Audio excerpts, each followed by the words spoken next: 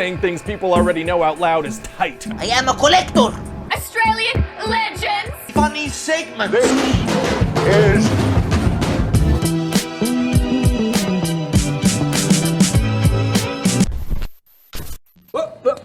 Here I come. What's up, everyone? It's Adam from FWCI, and are we like 2 movies away from finishing the X-Men pitch meetings now? I think I've just got Logan and New Mutants, which I haven't seen New Mutants. Let me know in the comments. Should I do a reaction to that? I heard it was pretty shit. Not that familiar with the source material, but it is on Disney Plus, and I can do a reaction to it. It just takes a bit of time and effort. So let me know in the comments if you want to see a New Mutants. I can't even say the fucking thing, let alone react to it. All right, Dark Phoenix pitch meeting. This should be fun. If you've seen all my other ones, thank you for returning to watch more. Let me know what you thought about the Aussie pitch meeting guy. I don't know if that worked or not. I just thought I'd have a bit of fun and see if it goes. No Aussie pitch meetings on this one. I just watched Dark Phoenix, I think for the first time since it was in the movies just the other day, and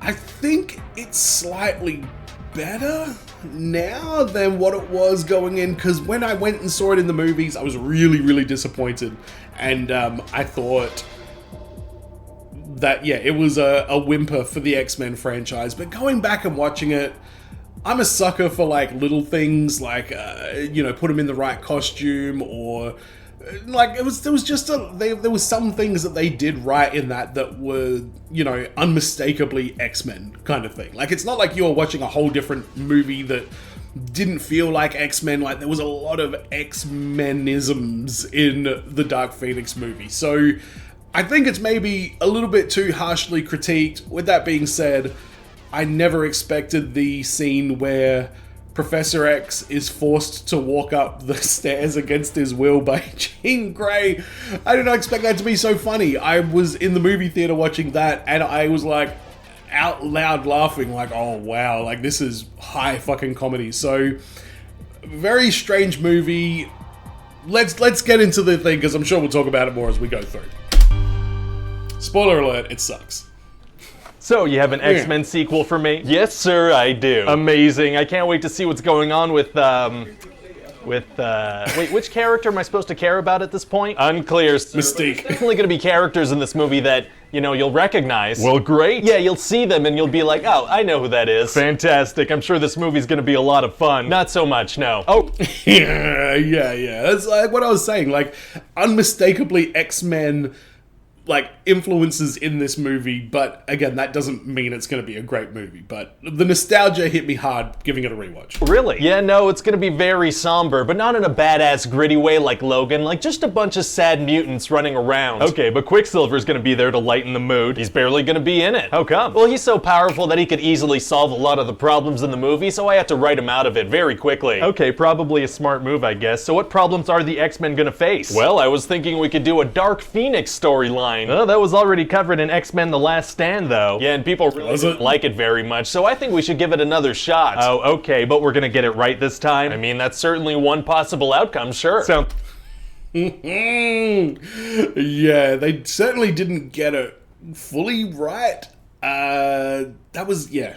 like a sure thing to me. It absolutely might be, maybe. Plus, since Sophie Turner is playing Jean Grey now, we get to put her front and center, She's real popular because of Game of Thrones. That's a good point, and people associate that show with good writing. And they always will. I can't wait to see how they wrap that whole thing up. So anyway, the last movie took place in the 80s, so this one's gonna jump forward to the 90s. Do we really need to keep going with that decade-jumping gimmick? I don't think anyone actually cares about it. Absolutely we do. My mom always said you gotta commit to the gimmick. What? Why would your mom always say that? In retrospect, I have no idea. Very weird. Okay.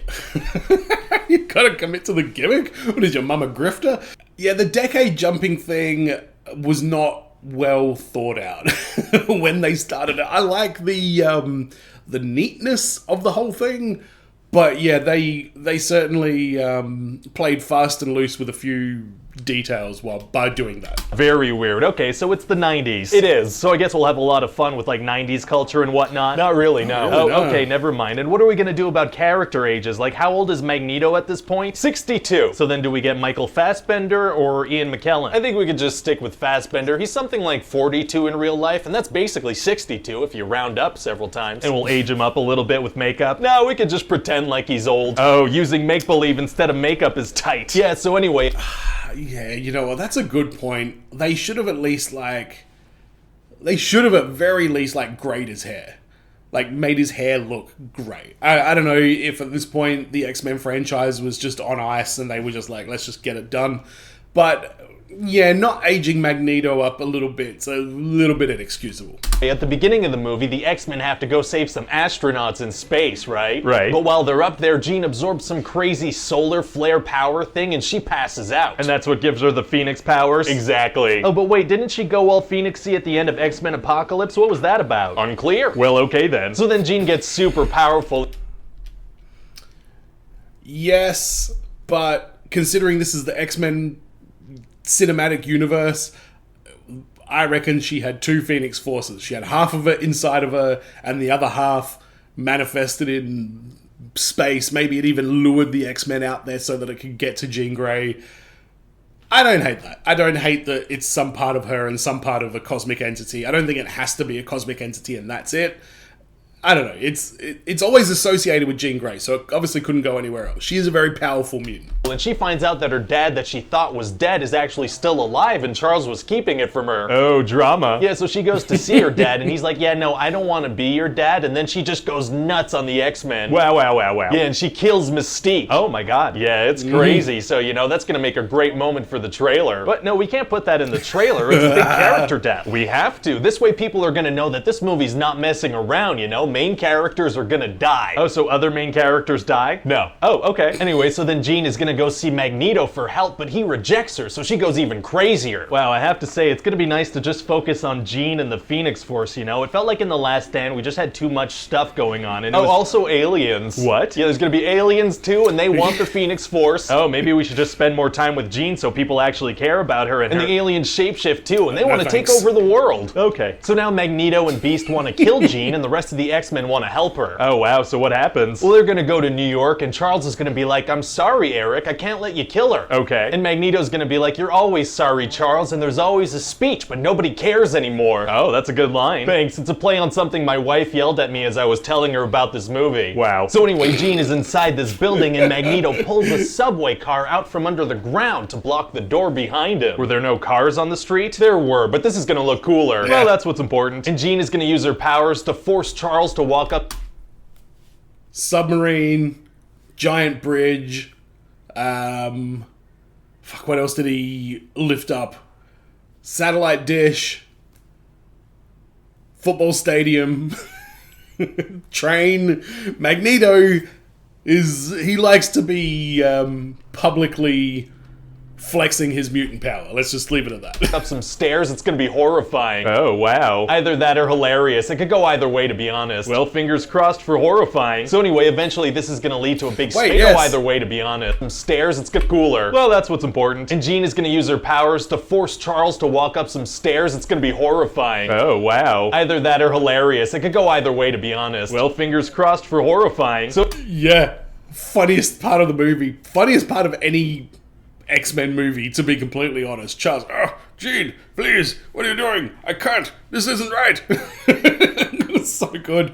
I wonder what James McAvoy thought when he read that in the script. He was just like, was he like, oh yeah, I can make this work? Or is he like, oosh, I don't know about this one, guys. So anyway, eventually this is gonna lead to a big space battle where Jean just goes crazy on these aliens with her fire powers. Oh, we might want to think of a backup. Apparently Captain Marvel might end in a similar way with a big space battle where she flies around. Oh, well hopefully they're not also doing anything with shape-shifting aliens. Can you imagine? Well anyway, if we do need to reshoot, I have this other idea where the third act takes place on a train. Oh, on a train, huh? Yeah, see, all the X-Men have been captured because of the New York thing. Okay. Nice cheap set. Oh boy. Yeah, and these aliens are like Terminators, you know? Magneto and some soldiers are shooting at them with guns, but they just keep coming. Oh, Magneto using those guns was a nice callback because he has always had a disdain for guns And then in this one, I like the fact that he's desperate enough to just, you know, try and use all of them against this, whatever that character was. They're like Terminators, you know? Magneto and some soldiers are shooting at them with guns, but they just keep coming. Oh man, it's gonna be tough to kill these guys if they're bulletproof. Actually, it's gonna be super easy. Barely an inconvenience. Oh really? Throw 'em out Yeah, the because train? see, sometimes they're not bulletproof. What do you mean? Sometimes bullets kill them, I don't know. So they're not bulletproof? Listen, sometimes they are and sometimes they're not. I'm gonna need you to get all the way off my back about this. Okay, let me get off of that thing. And eventually Magneto's gonna crush some of them with the train. Wait, the train is made of metal? Why even try using guns? Unclear. Huh. And so then Jean is gonna kill the main alien, but also kinda die, but more like transcend her physical form and become a fiery space bird. Very cool. Yeah, and they're gonna rename the school Jean Grey's School for Gifted Youngsters. Oh, it feels like it might be more appropriate to name it after Raven. Yeah, well, they're gonna name it after the girl who killed her. Okay, and so what's going on with the timeline stuff here exactly? Well, here's the thing. I had the timeline stuff all figured out, right? All detailed on a bulletin board with colored strings and stuff. Okay, it's good to be organized. And then, well, have you ever seen cat videos where they play with string? Oh, did your cat start playing with the strings? Well, no, but I saw a video of a cat doing that and it looked like a ton of fun. So,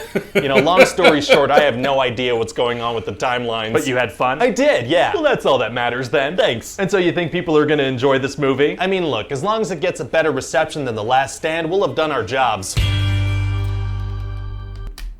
Any X-Men movie. Oh, see, that's so hard because you have to like think of like the difference between, you know, do you enjoy the nostalgia more than the storytelling?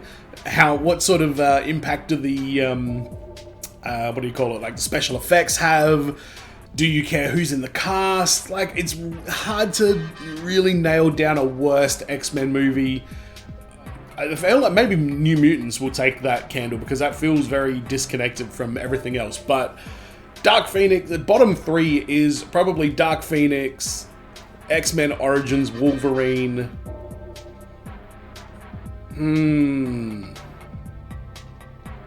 See, honestly, after that, I'd probably put The Wolverine as my third bottom. I liked The Last Stand. I liked getting Juggernaut. It was a bit comic-y, but I like comics, so I was pretty okay with The Last Stand. Even the storyline stuff that people hated, I give it a pass. And it doesn't bother me. I'm not going to lose any sleep over that kind of shit. But is Dark Phoenix the worst one? It probably is. It probably is. Let's be honest. There was a lot of problems, and it's not just that it was a bad movie. There was a lot of stuff going on at the end of Fox's run with the X-Men, Disney's acquisition of Fox.